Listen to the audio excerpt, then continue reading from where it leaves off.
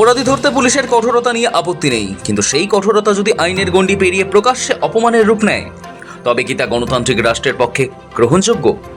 হাওড়া সহ রাজ্যের একাধিক জায়গায় অভিযুক্তদের কোমরে দড়ি বেঁধে কখনো বা অর্ধনগ্ন অবস্থায় রাস্তায় ঘোরানোর ঘটনা সামনে আসতেই সেই প্রশ্নই এখন জোরালো। বিরোধী রাজনৈতিক দল, মানবাধিকার সংগঠন থেকে শুরু করে আইনজীবী মহল সকলেই এই ঘটনাকে ঘিরে সরব। তাদের অভিযোগ, বিচার প্রক্রিয়া সম্পূর্ণ হওয়ার আগেই অভিযুক্তদের প্রকাশ্যে অপদস্থ করা হচ্ছে, যা শুধু মানবাধিকারের পরিপন্থী নয়, আইনের শাসনের ধারণাকেও আঘাত করছে।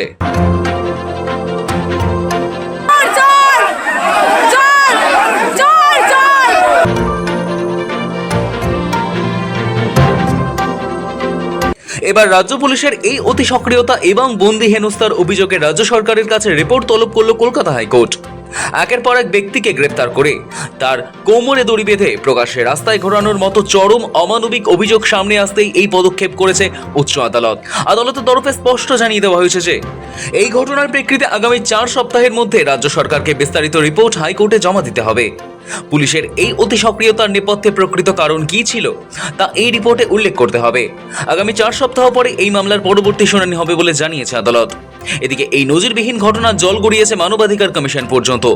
শুক্রবারের শুনানিতে মানবাধিকার কমিশনের পক্ষ থেকে আদালতের এজলাসে জানানো হয়েছে যে এই ঘটনার পরিপ্রেক্ষিতে ইতিমধ্যেই তাদের তরফে একটি সুনির্দিষ্ট অভিযোগ দায়ের করা হয়েছে।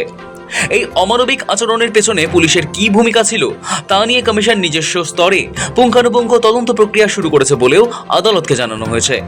আসলে কয়েকদিন আগেই হাওড়া জেলা পুলিশের একটি পদক্ষেপ নিয়ে বিতর্ক দানা বাঁধে।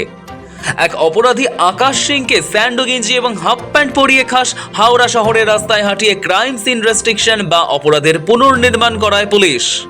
সেই রেশ কাটতে না কাটতেই উত্তর 24 পরগনার একাধিক জায়গাতেও ঘটে একই ঘটনা। এদিকে বীজপুরের দাপুটে তৃণমূল যুবনেতা তথা তোলাবাজি ও অস্ত্র মামলায় ধৃত বনিকে কোমরে দড়ি বেঁধে রাস্তায় ঘোরায় বীজপুর থানার পুলিশ। সেই সময় পুলিশি ঘেরাটোপের মধ্যেই ধৃতকে লক্ষ্য করে আম জনতার চোর চোর স্লোগান ওঠে। শ্যামনগরেও এক পঞ্চায়েত সদস্যের স্বামীকে এভাবে ঘোরানো হয়। শুক্রবারই দক্ষিণ দমদম পুরসভার 11 নম্বর ওয়ার্ডের কাউন্সিলর মৃন্ময় দাস ওরফে বুবলাইকে গোটা এলাকায় ঘোরায় পুলিশ।